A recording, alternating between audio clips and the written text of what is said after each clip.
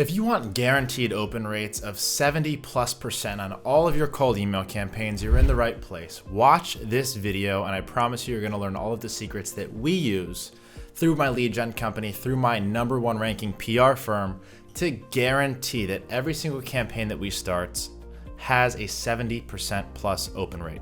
It's much easier than you think, but you need to get this stuff right. So pay attention, take notes. I'm going to be giving you all of the secrets that I have that I've paid a lot of money for with courses, through cold email, talking to all of the experts in the industry. I've had them on my podcast. If you want an in-depth analysis of those interviews, please go watch them on Mentors Collective. I've literally had all of the cold email experts in the world on the show, giving all their secrets, and now I'm going to condense it and give them all to you. If you're not already using cold email to generate leads for your company, you are missing out. It is the best lead source. It is the cheapest source of high quality, high paying leads. And the best part is you can scale it up to as big as you possibly want and not run out of data. Now, in this specific video, we're going to be talking about a really hyper segmented part of cold email marketing, and that is getting good open rates. There's a lot of pieces that you're going to have to get right if your cold email campaign is going to work. Your offer needs to be on point. Your deliverability needs to be on point. Your open rate needs to be on point. That's what we're talking about here. And then your messaging has to be on point so that you actually can get a reply and close that deal. I'm breaking down each individual component of a successful email campaign in different videos. So if you already haven't watched the rest of them, please go and do that. But all right, let's get right into what makes an awesome cold email get opened, right? Because the goal here is get that email open. So to do that, it's got to reach the inbox. So deliverability, please watch that video. Now it's in their inbox. And assuming you have the right targeting, watch that video. The next step is get them to notice it, pique their curiosity, and get them to open that email. So there's a couple of factors that are involved in getting that open. And think about it as a consumer, right? Because I'm sure you get cold email as well as a business owner or an influencer or whatever you're doing. But what do you see when you see an email in your inbox? You see, one, who it's from, you see a subject line, and you usually see the first line of that email. So when you're sending a cold email and setting up a cold email campaign, these are the things that you need to think about. A lot of people screw this up. If your subject line is off, if your first line is off, people are just going to throw it in the trash. You know you've done this yourself. I get cold emailed all the time. I open good ones. I even reply to the good ones. I trash all of the bad ones. And I can tell right away what someone's trying to sell me. And the goal is they should not know what you're trying to sell them. When they see the subject line and the first line, you should pique their curiosity, get them to open it, then you can let them know what it is that you're trying to sell them. All right, so how do we do that? How do we break this down into components that guarantees good open rates? Let's start with the subject line.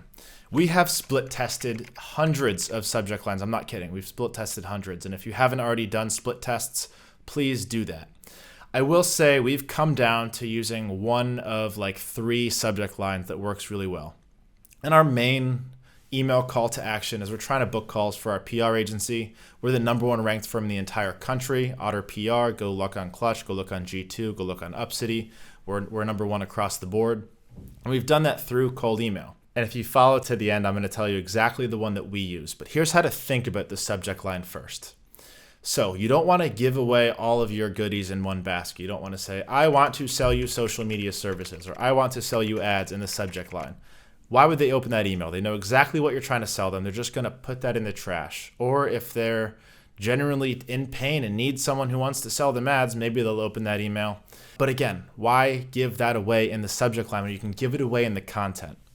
Subject line, pique curiosity. If you can be creative in the subject line and pique curiosity without giving away all your secrets, do that. So if you're a software company that focuses on AI, you can use a robot emoji and say something like, TikTok, use me, I'm a robot. And that's going to pique their curiosity. I've actually seen this method be very, very successful in the past. So that's something that you can consider doing, and experiment with this stuff. Split test your subject lines. And I'm going to talk about split testing in a follow-up video, but please focus right now on split testing subject lines. Think of some creative ways that you can pique curiosity. Personalization is key. If you can use their first name or company name in the subject line, that's awesome. If you're thinking about using emojis, you can use up to one emoji in a subject line. Keep it simple. In the example that I just mentioned, a robot, a mind blown, a smiley face. Sometimes they're successful, sometimes there's not. That's why you need to split test. It will depend on your audience. It'll depend on your offer. It'll depend on quite a few things. So please split test your subject lines. Be creative. Don't give away everything in one shot. And pique their curiosity. That's the most important thing. There are a few subject lines that have been proven to work, have stood the test of time, and I'm going to give them to you after we talk about the next part. Okay, the next thing that you need to think about is what they're going to see under the subject line in that email. And that is the first line of the email. So the first sentence of the email. They'll see the subject line, and then they'll see a little preview snippet of what that email contains. So we can optimize this to get maximum open rates. And this is where it gets really crafty. And I'm going to share some tools that's actually going to help you do this as well. So if you're an expert already in cold email marketing, you've already heard the term first line. You know what that means. If you don't, here's what a first line is. A first line is a single sentence that can apply only to the person that you're emailing. So what does that mean? What's an example of that? If you're emailing me, for example, I went to the University of Florida.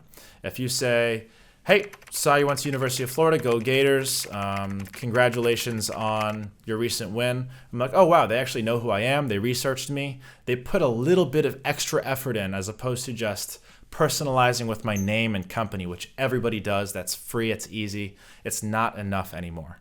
So personalizing by first line is huge. If someone sees that in the first sentence of their email, in the preview, they are much more likely to open that email. In fact, if you don't have a first line versus if you do, your open rates go from somewhere between 40 and 50% to 70 and 90%. That is what we've seen in our data. It is massively impactful. So if you're doing high ticket sales and this stuff is important to you, please use first line. So there's a couple of ways to do first lines. And I'm not going to lie, this is an extra step that a lot of people don't take. But if you want to be successful in cold email, because there's so many people emailing every single day, that you need to stand out. And it's worth spending the extra money, taking the time to invest in first lines to really have your emails stand out, get open, get replies. All right, so first lines. You can either do this one of two ways, and I'll show you the way we do it, number two. It's important to have a good list of data, so focus on that first, and there's a whole video on getting good data, cleaning your data. I'm not going to go into all of that right now, so assuming that you have a full list of good, clean data, you're going to want a section on there, a whole column for first line. Now you can either use a virtual assistant from the Philippines, they speak very good English, to go through each one, research their LinkedIn, their website, and write a sentence that is just for them. And if you want, in the show notes here, I'll link some example first lines that we use and we give our VA to actually write those first lines. So just check out the description there for some free first lines on me. And you're going to have to do some testing. Man, it's a battle. Go on Upwork, go on Fiverr, hire 20 people, put them to the test, say research this person, write 10 first lines about these 10 people, and then you pick your best guys. They'll work typically for $4 to $5 an hour. They'll be able to do several hundred first lines per day in a lot of cases.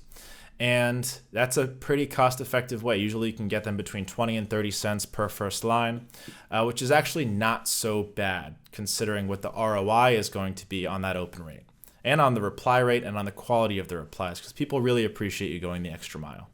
So that's one way to do it. And we did that for a long time, and it was effective. The problem is you have to rely on humans. And it can get expensive, especially when you're doing massive amounts of data like we were doing at that time. So what we ended up doing is using a software platform. We actually have used two. The two softwares that I'd like to mention, give a special shout out to, are Lin.ai and Quicklines.ai. If you're interested in using any of these platforms, check the description below.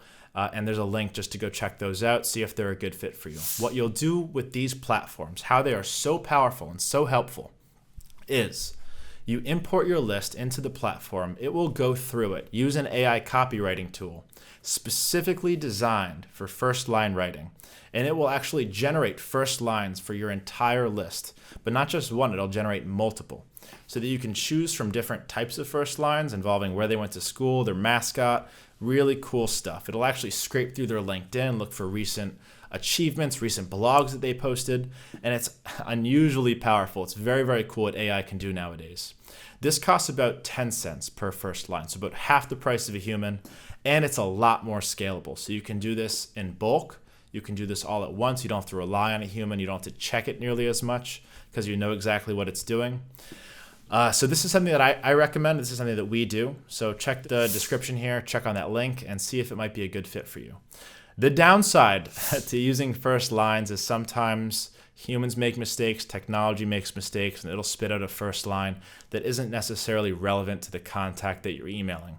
Obviously, this is a very bad thing. If you were to email me and think that I was still practicing medicine and say, oh, saw you're a doctor, go save lives. I'm like, I don't practice medicine anymore. I haven't practiced for 4 years. What are you talking about? Like, this guy clearly doesn't know anything about me, hasn't been following me. And you can end up with a lot of disrespectful replies and reports. That's why I almost recommend using the software and using a very simple first line like where they went to college. It's hard to screw that up. All right, so we talked about a couple of things here. Subject lines, we talked about first lines, we talked about some of the software platforms involved, the costs involved, and the massive increase that you're going to get in open rates from using first lines versus not using first lines. Now, I promised you the subject lines that we use to generate massive opens, and this is the subject line that we essentially use across all of our campaigns now. We've split tested everything.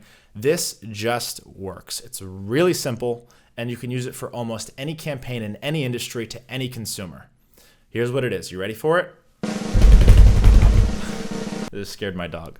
All right, the subject line that we like to use is quick question name. So if it was to me, it'd be quick question, Jay, or question about company, question about Otter PR. All this does is say, all right, they've got a question. It piques my curiosity. I see a first line designated for me. If I receive that email as a consumer, I'm almost always going to open it. Believe it or not, this has equal or better open rates than almost any creative first line that we've ever tested.